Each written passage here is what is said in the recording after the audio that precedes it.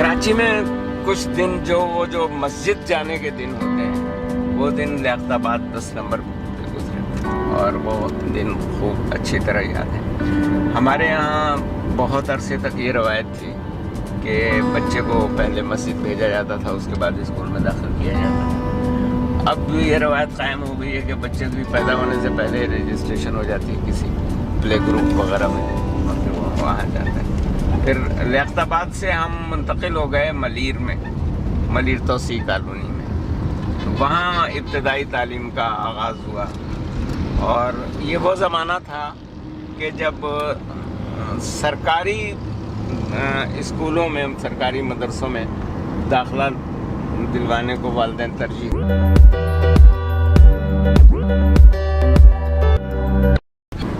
تجاوزات ہیں, انکروچمنٹس یہ نہیں تھے. شہر بڑا کھلا کھلا تھا, گلیاں کھلی کھلی تھیں. اب جو محلے ہیں, آبادیاں ہیں, ان کے اندر لوگوں نے, افراد نے انفرادی طور پر اپنی گلیوں کے اندر انکروچمنٹ کیا ہے, گیلریاں بنائی ہیں اور اس میں جو ہے کمرے بھی بنا لیے, گلیاں تنگ ہو گئی ہیں. پہلے گندی گلی بھی ہوتی تھی, یہ اب نہیں ہے. ہم لوگ اس وقت کس علاقے میں ہیں؟ یہ کون سا علاقہ ہے؟ یہ federal be area, federal be area میں ہے, 16 واٹر پمپ کے قریب. اور یہاں سے ہم نکل کے مین شاہراہ پر آئیں گے اور لیاقت آباد کی طرف جائیں گے. ہمارے ساتھ ہمارے دوست ہیں اسلام آباد سے آئے ہوئے جو پہلے کراچی میں رہتے تھے, اور ہم ان سے بات چیت کرتے ہیں کہ پہلے کے کراچی میں اور آج کل کی کراچی میں کیا فرق دیکھتے ہیں, یا دوسرے شہر سے آتے ہیں تو کیا فرق دیکھتے ہیں. سرکاری اسکول تھا, اس کا جو government boys primary school Malir colony کہلاتا تھا, اور عرف عام میں وہ ڈبل اسٹوری اسکول کے نام سے مشہور تھا. وہ سرکاری اسکول تھا. اسکول میں داخلے کے لیے اس وقت ایک ریٹن ٹیسٹ ہوتا تھا, اور اس کے ساتھ تحریری امتحان کے ساتھ ساتھ ایک زبانی امتحان بھی ہوتا تھا. بچے سے پہاڑے سنے جاتے تھے. ہم نے تو سنا ہے کہ پہلے پرائیویٹ اسکول ہوتے تھے, بھٹو صاحب نے ان کو نیشنلائز کیا, تو آپ کس طرح؟ نہیں, اس سے آپ کی عمر کا اندازہ ہوتا ہے کہ آپ بہت بعد میں پیدا ہوئے. اچھا, پہلے جو سرکاری اسکول تھے وہ بہت عمدہ اسکول تھے, بڑے معیاری اسکول تھے, اور ان اسکولوں میں بچوں کو داخل کرنے کو ترجیح دی جاتی تھی, اور نجی اسکولوں میں نہیں داخل کیا جاتا تھا. وہ چند اسکول ایسے تھے کہ جو بڑی شخصیات نے قائم کیے تھے. مثلاً ڈاکٹر محمود حسین نے جامعہ ملیہ کے نام سے اسکول قائم کیا, پھر اسے کالج تک کا درجہ دیا. اسی طرح ملیر میں ایک اور اسکول تھا فریال ماڈل اکیڈمی کے نام سے. وہ ایک مفتی صاحب تھے, انہوں نے بے پناہ دولت اس پہ صرف کی. اچھا, اور اس کو بہت معیاری درسگاہ بنایا. دیگر جو نجی اسکول ہوتے تھے, پرائیویٹ اسکولز, تو ان کا معیار اچھا نہیں ہوتا تھا. کالج میں تھی سندھ مسلم سائنس کالج میں نے تعلیم حاصل کی, اور اس کے بعد پھر جامعہ کراچی میں شعبہ ریاضی سے میں نے BC آنرس کیا, اور پھر اس کے بعد پھر ملازمت PIA میں ملازمت حاصل کرنے کے بعد پھر میں نے معارف اسلامیہ میں اسلامک اسٹڈیز. ہم جو پرانی تصویریں دیکھتے ہیں کراچی کی, ٹرام چلتے تھے, صاف ستھری گلیاں ہوتی تھیں, اس زمانے کی کچھ یادیں ہیں؟ کیسا کراچی تھا اس وقت؟ ٹرام جو ہے, ٹرام میں میں بیٹھا ہوں اپنے بچپن میں. محمد علی ٹراموے کمپنی ہوتی تھی, اور کوئی بہت زیادہ تیز رفتار ٹرام نہیں ہوتی تھی. میں نے تو یہ دیکھا ہے کہ چلتی ٹرام میں لوگ دوڑ کر کے چڑھ جاتے تھے اور اسی طرح اتر بھی جاتے تھے. اس زمانے میں کے کراچی میں اور آج کے کراچی میں کئی لحاظ سے کئی شعبوں میں فرق آیا ہے. اچھا, ہمارے بچپن میں تو ظاہر ہے کہ اتنی رغبت نہیں تھی سیاست سے, لیکن کچھ شخصیات ایسی تھیں جو بڑی شخصیات ہوتی تھیں تو ان کے آنے پر پتہ چلتا تھا. مثلاً یہ کہ مادر ملت محترمہ فاطمہ جناح, نواب صدیق علی خان, ان لوگوں کو یعنی میں نے دیکھا بھی ہے اور سنا بھی ہے. اچھا, اور اس طرح اور بھی جو یعنی سرکاری مسلم لیگ کے چودھری خلیق الزماں تھے, ان کی بیگم تھیں زاہدہ خلیق الزماں جو وزیر صحت تھیں اور خاصی صحت مند تھیں, آپ سے زیادہ صحت مند ہوں گے. وہ वज़ीर सेहत जनाब। कराची में अब अफरा तफरी का ज़माना है, लेकिन मैं अपने बचपन में देखता था कि कराची में रिवायती जो मोहल्लादारी होती थी वो बहुत ज़्यादा आपस में भाभी मोहब्बत उनसियत ताल्लुक़ होता था। तो उसके बारे में थोड़ी सी रोशनी डालें कि उस ज़माने में क्या ऐसी चीज़ें होती थी। जी हाँ, ये एक माशरती तब्दीली जो है। पहले ऐसा था कि एक ही माशी सतह और एक ही माशरती सतह के लोग एक मोहल्ले में रहा करते थे। फिर उसके बाद ऐसा हुआ कि भुट्टो साहब के दौर में रोज़गार के नाम पर जो है ना लोगों के लिए बैरून मुल्क मुलाजमतें तलाश की गई, बजाय इसके कि हम अपने मुल्क में खुद रोज़गार बनाएं और मुल्क को तरक्की दें। तो लोग गए बाहर, जिसमें ख़ास तौर पर मशरिक़ ये जो है हाँ मशरिक़ वस्ता में ज़्यादा गए लोग ना, इसमें मिडल ईस्ट में। तो वहाँ से लोग रियाल और दरहम और दीनार वगैरह कमा करके लाते, तो पाकिस्तानी करेंसी में वो ज़रब होकर के वो ज़्यादा रकम बन जाती। तो उसके नतीजे में हुआ ये कि लोग मलीर से, शाह फैसल कॉलोनी से और इन इदारों से निकल करके बड़ी बड़ी जगहों पर चले गए। कोई गुलशन इकबाल में आ गया, कोई डिफेंस में, कोई PCHS वगैरह में। तो वो जो माशरत थी ना मोहल्लों की, वो ख़त्म हो गई। वहाँ फिर दूसरे नए लोग आ गए। मुझे भी अपने बचपन का याद है कि वो गली का और मोहल्ले का हर बुज़ुर्ग हमारा बुज़ुर्ग होता था, वो डांट डपट का भी अख्तियार रखता था, और उससे उसी तरह बच्चे जो है ना डरते, जैसे अपने घर के ख़ानदान के बुज़ुर्गों से डरते थे। तो एक मोहब्बत भी कायम थी और एक माशरत भी कायम थी, और ख़राबियाँ नहीं पैदा होती थी जो माशरती ख़राबियाँ हमें अब नज़र आती हैं। यानी वो तमीज़ और तहज़ीब जो ख़त्म हो गई है, बड़ों का अदब और छोटों से शफ़क़त वगैरह, ये चीज़ें इस माशरती अपसेट से पैदा हुई कि लोग जो है ना एक सोशल स्टेटस से उठकर दूसरे सोशल स्टेटस में पहुंच गए। मशहूर खिलाड़ी कौन कौन थे? आसिफ इकबाल वगैरह थे, उस वक्त हीरो थे। आसिफ इकबाल क्रिकेट के हीरो थे, और बाकी नाम जो है वो इस वक्त तो मुझे याद नहीं आ रहा है। आपके यहाँ बड़े बाजार वगैरह शॉपिंग करने किस तरफ जाते थे? हाँ, उस ज़माने में इतने बाजार, मसलन तारिक रोड उस ज़माने में नहीं था। अच्छा, वो बाज़ार नहीं था। ज़्यादातर जो है वो अगर बड़े बाज़ार जाए तो सिर्फ सदर जाते थे। वहाँ पर ख़ास तौर पर ज़ैबुन्निसा स्ट्रीट जो है उस पर ख़रीदारी होती। ये फरजंद अली की कुल्फ़ी थी उस ज़माने में? फरजंद अली की कुल्फ़ी तो थी, हाँ। अच्छा, हाँ, छोटी दुकान थी उस वक्त। अच्छा, और ये स्टूडेंट बिरयानी? स्टूडेंट बिरयानी नहीं, स्टूडेंट बिरयानी तो कोई 80 की दहाई में जा कर के शुरू हुई है जी। अच्छा, लियाकत मार्केट कब मौजूद है? लियाकत मार्केट मैंने तो देखी है, शुरू से ही देखी है, मलिर वाली लियाकत मार्केट। ये लालू खेती इतने क्यों मशहूर है हमारे यहाँ शुरू से? वो इस वजह से कि लियाकताबाद में पहले भी सियासी शऊर बहुत ज़्यादा था। हुकूमत की किस पॉलिसी का क्या नतीजा निकलेगा, अच्छा। ये यहाँ पर, अच्छा, उसकी एक वजह भी थी।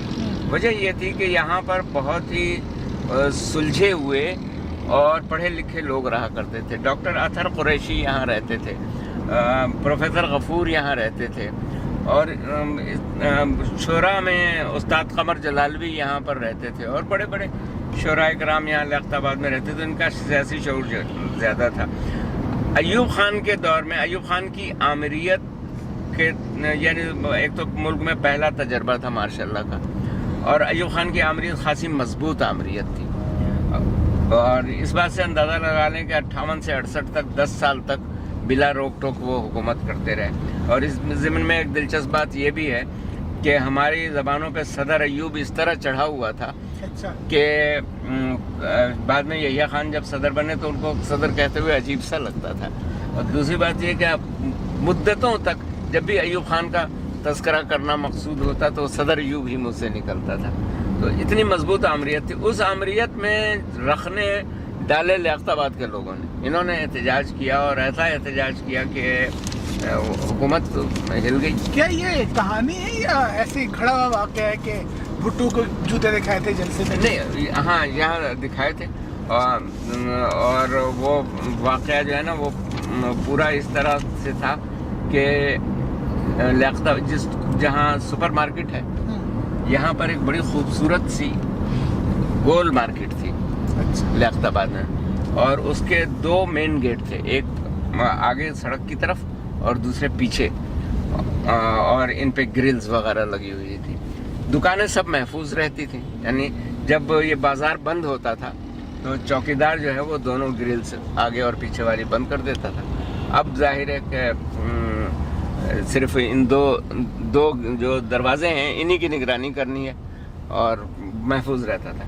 इससे लियाकत आबाद वालों ने ये फ़ायदा उठाया कि जब अयूब खान के ज़माने में और ख़ासतौर पर भुट्टो साहब के ज़माने में भी जब एहतजाजी तहरीकें चलती थीं तो वो पुलिस को मार पीट के मार्केट में घुस जाते थे और वो दोनों गेट बंद कर लेते थे। तो अच्छा, अब उन्होंने पुलिस ने वो क्या किया कि वो बहरहाल हुकूमत ने ही उनसे कहा होगा, वो मार्केट तबाह कर दी, उसको उड़ा दिया बम मार के। फिर उन्होंने खुद वहाँ मार्केट बनाई और जो आजकल सुपर मार्केट, उसका इफ्तिताह करने के लिए भुट्टो साहब आए थे। अच्छा। और बड़े यानी लियाकत आबाद में पूरा लियाकत आबाद एंटी भुट्टो था उस समय। वो अपने सामीन अलग से लेकर के आए थे, लेकिन जैसे ही उन्होंने तकरीर शुरू की तो ये लियाकत आबाद वालों ने भुट्टो साहब को जूते दिखाए, और ये जुमला भुट्टो साहब का रिकॉर्ड पर मौजूद है, रिकॉर्डेड है। उन्होंने कहा हाँ हाँ मुझे मालूम है जूते महंगे हो गए, और अब जो है वो मगरिब का असर का वक्त था। उन्होंने कहा अब मगरिब का वक्त होने वाला है तो मैं अपनी तकरीर ख़त्म करता हूँ, बिस्मिल्लाहिर्रहमानिर्रहीम ये कह के मुँह पे हाथ फेर लिया, तकरीर ख़त्म कर दी। अच्छा, तो आपका खासे तो बौखलाए हुए थे। अदब से भी ताल्लुक़ है, उस दौर के शोरा अदीब और मुशायरे वगैरह की क्या उर्दू में इस तरह से क्या होता था? हाँ, उस दौर में रेडियो पाकिस्तान से भी बड़े मुशायरे होते थे, मोहल्लों में मुशायरे होते थे, और मोहल्लों में बड़े बड़े शायर थे। जैसे मैंने आपको बताया कि उस्ताद कमर जलालवी जो है उनसे मिलना और उनके अशार सुनना कोई मुश्किल काम नहीं था। यहाँ पर तरह तरह से अदबी नशिस्तें होती थीं, घरों के अंदर भी होती थी। इसी तरह मलीर वगैरह में भी बहुत अच्छे मुशायरे होते थे। मौलाना माहिरुल कादरी मकबूल शायर थे उस ज़माने, उनको भी बुलाना कोई दुश्वार काम नहीं था। जोश मली आबादी जो है वो इस्लामाबाद में रहने लगे थे, लेकिन कराची आते थे तो महफिलें सब। कराची दारुल हुकूमत था ना शुरू में? कराची तो ये दारुल हुकूमत तकरीबन 58-59-60 तक तो था ही। मैंने कराची को दारुल हुकूमत नहीं देखा, इसलिए कि मैंने जब होश संभाला है तो दारुल हुकूमत यहाँ से जा चुका था। मुझे 1963 तक की बातें याद हैं, जब मैं प्राइमरी स्कूल में दाखिल हुआ था। तो लेकिन वो दारुल हुकूमत के असरात जो हैं वो उस ज़माने में थे। आज भी ये जो FC एरिया जिसको कहा जाता है, ये फेडरल कैपिटल एरिया के मुलाजमीन के लिए ये फ्लैट्स बने थे। तो बहुत सी चीज़ें जो हैं वो अब भी बाकी हैं। कुछ इदारे मसलन एयरलाइन का दफ्तर जो है वो कहीं भी हो, एयरलाइन ऑपरेट कर सकते थे, लेकिन पाकिस्तान इंटरनेशनल एयरलाइन का सदर दफ्तर यहीं रहा।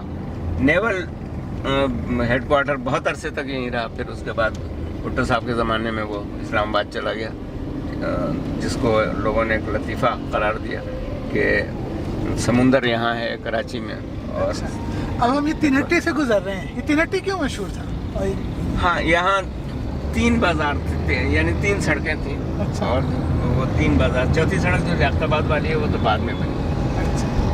तो इसलिए ये 3 हट्टी कहलाती थी। और ये नाला शुरू से ये लियारी नदी यहाँ इसमें तो बाकायदा, यानी अब तो शायद सेवरेज का पानी भी नहीं रहा। हाँ, लेकिन ये कि इसमें पानी होता था और बरसात में तो ये रवां दवां हो जाती। तो आप मलीर की तरफ रहे हैं, वहाँ पे पुरानी बिल्डिंग और होटल भी थे। एक तो मंदिर है वहाँ पे, ग्रैंड होटल। जी, ग्रैंड होटल। हाँ जी, पुरानी आपने देखा था चलते हुए इसको?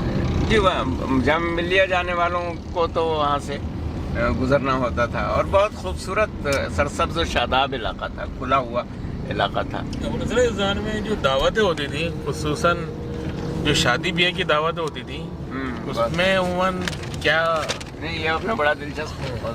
उसके टाइमिंग क्या होते थे, खाना पीना? कट कीजिएगा, रोकिए, हम जाके। जो शादी ब्याह की तकरीबात होती थी, खाना पीना, टाइमिंग या किस तरह की तकरीबात होती थी, कुछ बताइए उसके बारे में। وہ مجھے اب بھی فیسینیٹ کرتی ہیں.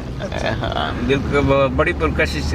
ایک تو گھروں کے اندر تقاریب جو تھیں وہ محلے کے لوگ اور پھر رشتہ دار وغیرہ وہ پہلے سے شروع ہو جاتی تھی. ایک گہما گہمی ہوتی تھی جو خاندان کی لڑکیاں ہاں جی گانا بجانا شروع کرتی تھیں. ہم پار کر جائیں گے.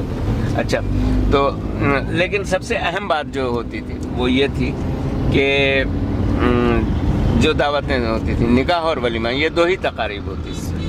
باقی یہ جتنی بھی مہندی اور یہ تمام چیزیں شروع ہوئی ہیں یہ فاطمہ ثریا بجیا کے ڈرامے نشر ہونے کے بعد شروع ہوئی ہیں جس میں انہوں نے اس کلچر کو دکھایا اور لوگ اس سے متاثر ہوئے اور اس کی نقل شروع کی. لیکن پہلے صرف 2 ہی تقاریب ہوتی تھیں.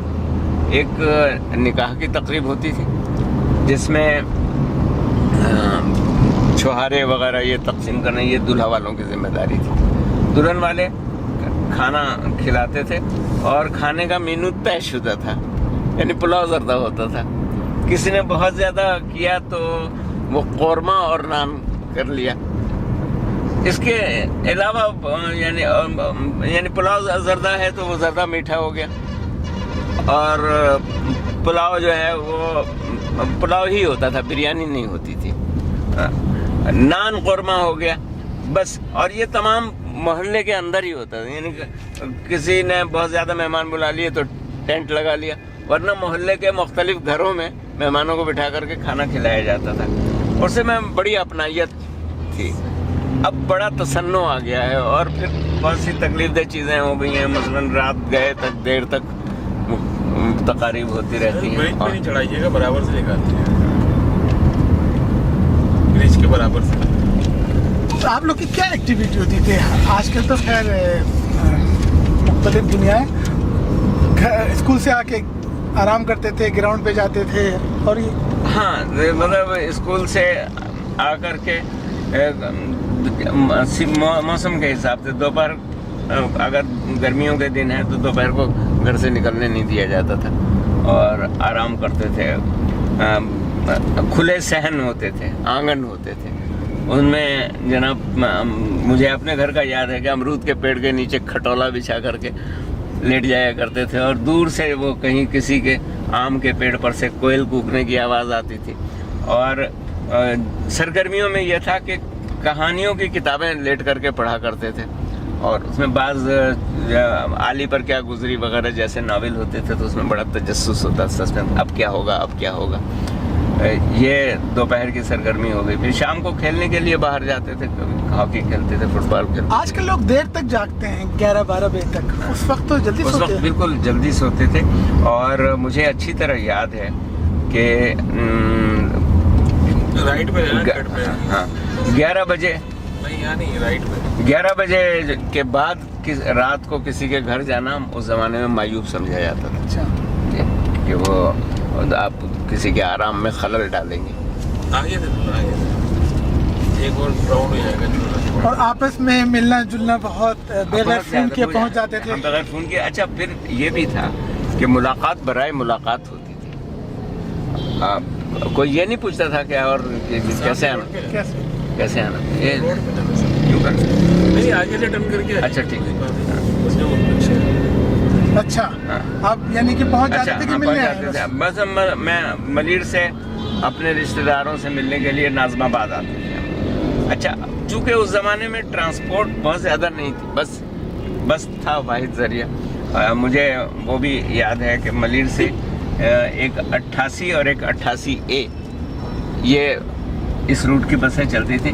پھر 1965 کی جنگ میں یہ مشہور ہوا کہ انڈیا نے بہت بڑی تعداد میں جاسوس اپنے بھیج دیے ہیں تو ہماری جو سرکاری بسیں تھیں ان کے روٹ نمبر ایک دم تبدیل کر دیے گئے. تو اس سے انڈیا کے جاسوسوں کو پتہ نہیں تکلیف ہوئی یا نہیں ہوئی لیکن یہاں کے شہریوں کو بہت وہ سارے روٹ بھول گئے وہ. تو ہمارے یہاں سے پھر وہ 15 اور 15A اور 15C بسیں چلنی. تو ہم پہلے تینہٹی یا لسبیلا آتے اور وہاں سے دوسری بس پکڑ کر کے ناظم آباد اور لیاقت آباد آیا کرتے تھے. تو خاصا وقت لگتا تھا اس میں. لہذا جب اگر ناظم آباد میں ملیر سے کوئی مہمان آیا ہے تو میزبانوں کو پتہ چل جاتا تھا کہ یہ آج واپس نہیں جائے گا. وہ अंडर पास भी नहीं डालना, बराबर से लेना है। वो क़याम करते थे। अच्छा, उस ज़माने में इतनी खुशहाली नहीं थी, हर घर में कुर्बानी भी नहीं होती थी, है ना? हाँ, खुशहाली नहीं, कुर्बानी नहीं होती थी। और एक बड़ी अजीब सी बात है एक कि मेहमान के लिए कोई ख़ास एहतमाम भी नहीं होता। जैसे आजकल होता है, मेहमान आ गया तो अब उसके लिए कोई स्पेशल डिश पकेगी और बाज़ार से चीज़ें आएंगी और वो कोल्ड ड्रिंक्स वगैरह होंगी। उस वक्त ये होता था कि घर में जो कुछ मौजूद है वही निकाल करके मेहमान के लिए, अच्छा, हाँ, रख दिया, मेहमान के आगे रख दिया। अच्छा, उससे अच्छा, मेहमान बनाए जान नहीं बनता था। अच्छा। सही, आपका लिखने लिखाने का शौक कब पूरा वो क्या कब से स्टार्ट हुआ? अच्छा, इसका आगाज तो मेरे स्कूल से हुआ। अब स्कूल के असातिज़ा का जिक्र करने का यहाँ इतना वक्त नहीं है, लेकिन ये कि स्कूल में लिखना और बोलना दोनों सिखाया गया। और वो मेरा स्कूल जो है सरकारी स्कूल था और उसका नाम था सरकारी मदरसा सानविया बराए तलबा सऊदाबाद। नंबर 1। हाँ, मतलब आपके वालिद साहब वहाँ, हाँ, सईद अहमद कुरैशी साहब जो हैं वो हमारे हेड मास्टर थे और बड़े मुशफ़िक़ आदमी थे। तो वहाँ पर वहाँ तक गया। ये ड्रेक कॉलोनी नाम था, तो शाह फैसल कॉलोनी कैसे हो गया? जब शाह फैसल शहीद हुए हैं तो उसके बाद दो जगह, एक हमारे शहर की Shah Faisal colony, Drake colony का नाम शाह फैसल कॉलोनी रखा गया और दूसरे लायलपुर का नाम फैसलाबाद रखा गया। अच्छा, बिलउमूम ये होता है कि जब किसी जगह का नाम बदला जाए, हाँ, बदला जाए तो लोग जो है ना वो पुराने नाम से ही याद करते रहते हैं। लेकिन ये दो नाम ऐसे थे कि जो फौरन ही तब्दील हो गए। शाह फैसल, शाह फैसल भी उसी ड्रिग रोड था, ये ड्रिग रोड था। अच्छा जी, लायलपुर भी फैसलाबाद उसी जमाने में। हाँ, उसी जमाने में फैसलाबाद। याद है लोगों की शाह फैसल से बहुत ज्यादा अकीदत और मोहब्बत थी, जिसकी वजह से ये दूसरी बात ये है कि लोगों को ये मालूम था उस वक्त भी कि अमेरिका ने शहीद करवाया है, इसलिए कि अमेरिका का तेल बंद किया था उन्होंने कुछ दिन पहले। तो लोगों को मालूम था कि अमेरिका ने शहीद करवाया है, तो इसके रद्द अमल के तौर पर बहुत कुछ हुआ है। यहाँ पर इस्लामाबाद में अमेरिकन सेंटर पे लोगों ने हमला किया और उसको तोड़ फोड़ दिया। जी, बिल्कुल सही है। अच्छा। कराची में शराब खाने भी थे, मुझे अच्छी तरह याद है। लकी स्टार के करीब जो है वो एक शराब खाना था जिसको हम देखा करते थे कि अच्छा ऐसा होता है शराब खाना। ये ज़ियाउल हक के दौर में शराब खानों पे पाबंदी लगी है। भुट्टो साहब जाते जाते जो है वो एक कैसिनो क्लिफ्टन पे तामीर करवा रहे थे, तो उनके जवाल में उसका भी बड़ा हिस्सा था। लोग इस पे बड़े मुश्तइल थे कि यहाँ नाइट क्लब बनेंगे और जुएबाजी होगी और दुनिया भर से लोग आएंगे। तो नाइट क्लब भी थे यहाँ पर। अच्छा, उनसे ये एक ज़माने में कराची के अंदर मतलब सिनेमा घर की मतलब बहुत बड़ी तादाद थी और एक क्रेज था लोगों का, मतलब फैमिली के तौर पे मतलब फिल्म देखने के जाने का। आपने कभी कोई फिल्म देखी सिनेमा जाने की? हमारे जो घराने थे, कुछ घराने जो बहुत ज़्यादा मजहबी घराने, तहरीकी घराने थे, तो हमारे यहाँ तो फिल्म देखना जो है ना वो कोया गुनाह था, गुनाह अजीम था। तो लेकिन मुझे मालूम है कि हमारे ख़ानदान के कुछ लोग जो हैं, जो नौजवान, मैं छोटा था, जो बड़े लोग थे, नौजवान थे, बड़े थे, वो छुप छुपा करके जाते थे और हमें भी रिश्वत मिलती थी कि बताना नहीं। अच्छा। हाँ। अच्छा, एक तो मेरी लेकिन ये जो है ना सिनेमा का कल्चर जब ख़त्म हुआ है तो फिर ये सिनेमा ख़त्म हुए हैं, यानी किसी और वजह से नहीं। कल्चर कैसे ख़त्म हुआ, वही जो लोग हाँ मशरिक़ वस्ता गए थे वो VCR लेके आ गए, तो अब जब घरों में फिल्में देखी जाने लगी। अच्छी बात क्या है और क्या शायद थी भी यही कि कराची को एक खिताब मज़दूरों ने दिया था कि कराची गरीब की माँ है। और मैंने वो दौर देखा है कि जब 10 रुपए में एक मज़दूर पेट भर के खाता था। अब भी अगर पाकिस्तान के दूसरे शहरों से मुआवजा किया जाए तो कराची में खाने पीने की चीज़ें सस्ती हैं और कराची में चूँकि रोज़गार के मौक़े ज़्यादा हैं, मज़दूरी मिल जाती है, तो इस वजह से पाकिस्तान के हर सिमत से यहाँ लोग टूटे पड़ते हैं और ये एक फितरी चीज़ है। अगर आप लोगों को उनके घरों के करीब इसी तरह रोज़गार फराहम कर देंगे تو شہروں پر دباؤ کم ہو جائے گا. وقت گزارا آپ کو اندازہ ہو جائے گا کہ میں کیا چیز مس کرتا ہوں. انہوں نے مجھ سے پوچھا کہ تمہیں وہاں جا کر کس چیز کی کمی محسوس ہوتی ہے. تو میں نے کہا کہ وہاں مجھ سے جو بھی ملتا ہے وہ مجھے حاطب صاحب کہہ کے پکارتا ہے, کوئی حاطب کہہ کے پکارنے والا نہیں ہے. تو وہ دوستوں کی محفل اور اپنائیت جو ہے نا, اس کی کمی کا احساس ہوتا ہے. جو کچھ کراچی میں جذب ہے اس کی کمی تو محسوس ہوگی. بچپن یہاں گزرا ہے, لڑکپن یہاں گزرا ہے, نوجوانی یہاں گزری ہے, جوانی گزری, شادی یہاں ہوئی.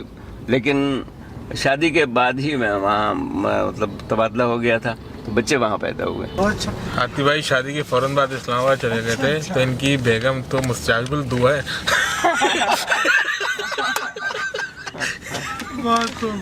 اچھا, ویسے یہ بڑا ایک دلچسپ معاملہ تھا. آپشن دیا گیا تھا, مثلا اسلام آباد میں ضرورت تھی. میں جس جاب میں تھا, میں PIA کارگو مارکیٹنگ میں آٹومیشن کا اس زمانے میں ماہر سمجھا جاتا تھا. تو اس بنا پر انہوں نے کہا کہ وہاں شدید ضرورت ہے, اگر آپ جانا چاہیں تو چلے جائیں. تو ایک روز خاندان کے بزرگوں نے جمع ہو کر کے ایک تقریب سی تھی, تو اس میں میرے سامنے میری وائف سے پوچھا کہ تم بتاؤ کہ تمہیں کون سا شہر اچھا لگتا ہے, کراچی یا اسلام آباد. تو انہوں نے بڑا اچھا جواب دیا. انہوں نے کہا کہ جس شہر میں یہ ہوں گے وہ اچھا لگے گا. کھانے میں بنس روڈ بہت زیادہ مشہور تھا. بنس روڈ کے کباب, گولا کباب مشہور تھے, اور ملا احمد حلوائی کی مٹھائیاں مشہور تھیں, فریسکو کی مٹھائیاں مشہور تھیں. تو اور اب بھی یعنی کراچی کی نہاری جو ہے وہ مقابلہ نہیں کر سکتی کسی اور شہر کی نہاری. یعنی لاہور میں بڑا شور ہے, غلغلہ ہے, لیکن کراچی کی نہاری جو ہے, دلی والے جو نہاری بناتے ہیں اس کا مقابلہ کوئی اور نہاری نہیں کر سکتی. اچھا بھائی, کیسے رہی ملاقات حاطب صاحب سے؟ بارے میں جو کچھ لکھا ہے, جتنا سادہ, سہل اور آسان زبان میں لکھا ہے, تو وہ بہت زیادہ خاصی کی چیز بن گئی ہے, اور پاکستان میں شاید چند ہی لوگ ان کے اس معراج تک پہنچ پائے. ان کی اصل پہچان تو بچوں کے شاعر اور بچوں کے ادیب ہے نا. اس کے علاوہ جی یہ شاعر بھی ہیں, لیکن ان کی جو خصوصاً بچوں کی نظمیں بہت زیادہ زبان زد عام ہیں, بہت زیادہ آسان ہیں, سنتے ہی ساتھ عموماً یاد ہو جاتی ہیں. ایک ان کی بڑی مشہور نظم ہے, مجھے سب یاد نہیں ہے کیونکہ میں نے تو جوانی میں سنی تھی. یہ بات سمجھ میں آئی نہیں کہ یہ چندہ کیسا ماموں ہے جب امی کا یہ بھائی نہیں. تو اس طرح کے بالکل چھوٹے چھوٹے جملے, چٹکلے جو بچوں کو لطف بھی دیتے ہیں, ہنساتے بھی ہیں اور فوراً یاد ہو جاتے ہیں. تو بچوں کی نظموں کے حوالے سے یہ بہت بڑی شخصیت ہیں, اور مطلب کہ خاکہ نگاری کے حوالے سے یہ بہت بڑی شخصیت ہیں. تو میں تو ان سے متاثر ہوں.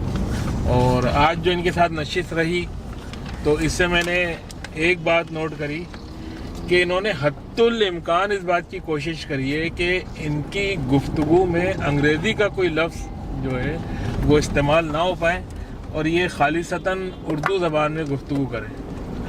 بظاہر یہ کہنا بڑا آسان لگتا ہے, لیکن جس طرح انگریزی ہماری زندگیوں کے اندر انوالو ہو گئی ہے, جیسے انوالو میں نے خود بول رہا ہوں لفظ, تو اس طرح کی احتیاط کو برتنا بڑا مشکل کام ہے کہ آپ خالص اردو کے اندر گفتگو کریں.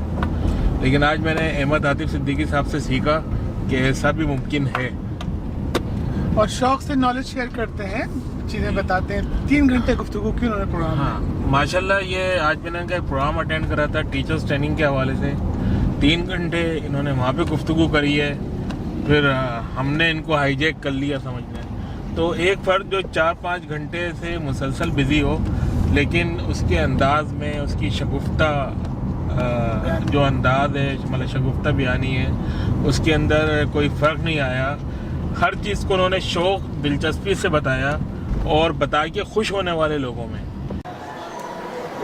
اگر ہے زخم رسانی ہی تحفہ تقدیر, اگر ہے زخم رسانی ہی تحفہ تقدیر, تو پھر یہ زخم کا مرہم کہاں سے آتا ہے. اور ایک غزل کا بھی شعر ہو جائے کہ جو دست ناز میں شوخی ہنا سے آتی ہے, جو دست ناز میں شوخی ہنا سے آتی ہے, ہنا میں جان کا جو غم کہاں سے آتا ہے. تو کوئی بتائے کہ حاطب یہ عقل حیران میں نیا سوال दमादम कहाँ से आता। एक वो शमामा की बिल्ली भी है। अब मैं जब इस्लामाबाद से कराची आता हूँ तो शमामा के घर में मेहमान होता हूँ, लेकिन ये कि बड़ी पुरानी नस्म है, आज भी लोग फरमाइश करके सुनते हैं। वो नज़्म कुछ यूँ है कि ये बड़े मज़े का किस्सा है। जो घर का पिछला हिस्सा है, उस हिस्से के कोने में कपड़ों के नरम बिछोने में एक बुरी बिल्ली रहती है। बिल्ली से शमामा कहती है, ऐ मानो मेरी बात सुनो, पर सोच समझ के साथ सुनो। मैं रोज तुम्हें नहलाती हूँ, ये सुर्ख रिबन पहनाती हूँ, फिर प्याला धोकर लाती हूँ, प्याले में दूध पिलाती हूँ, या ताजा चीचड़े मंगवाकर खूब अच्छी तरह से धुलवा कर देती हूँ तुमको खाने को, खा पी कर भूख मिटाने को। मैं जब भी मछली खाती हूँ चुपके से तुम्हें दे जाती हूँ, हर रोज तुम्हें समझाती हूँ, ये 100 बार बताती हूँ, मत गंदी चीजें खाओ तुम, मत खुद को रोग लगाओ तुम। पर क्या तुम अक्ल की कच्ची हो? ना, तुम तो अच्छी बच्ची हो। फिर चूहे तुम क्यों खाती हो? क्यों मुंह पर खून लगाती हो? सब चूहे गंदे होते हैं, गंदी नाली में सोते हैं। तुम पैरों बैठी तकती हो, चूहों की ताक में रहती हो, कब चूहा कोई आएगा, कुछ चुपके चुपके खाएगा। तुम कूद के आन दबोचोगी और उसकी गर्दन नोचोगी, फिर हबड़ हबड़ खा जाओगी, यूं अपनी हिर्स मिटाओगी। बेकार है तुमको समझाना, कुछ ढंग सलीका सिखलाना। ये बात शमामा की सुनकर मानो ने कहा, बाजी बेहतर, मैं आपका कहना मानूंगी, सब बुरा भला पहचानूंगी, पर आप मुझे समझाती हैं, खुद अल्लम गल्लम खाती हैं, चिंगम दिन रात चबाती हैं, या लॉलीपॉप उड़ाती हैं, कुल्फी फालूदा दही बड़े, बाजार के छोले गले सड़े, बस खाने पर जब आती हैं सब अला वला खा जाती हैं, फिर पेट पकड़कर रोती हैं और दर्द से बेकल होती हैं। तब कड़वी गोली मिलती है, इंजेक्शन सुई लगती है, अब और भला क्या बताऊं, बस म्याऊं म्याऊं म्याऊं।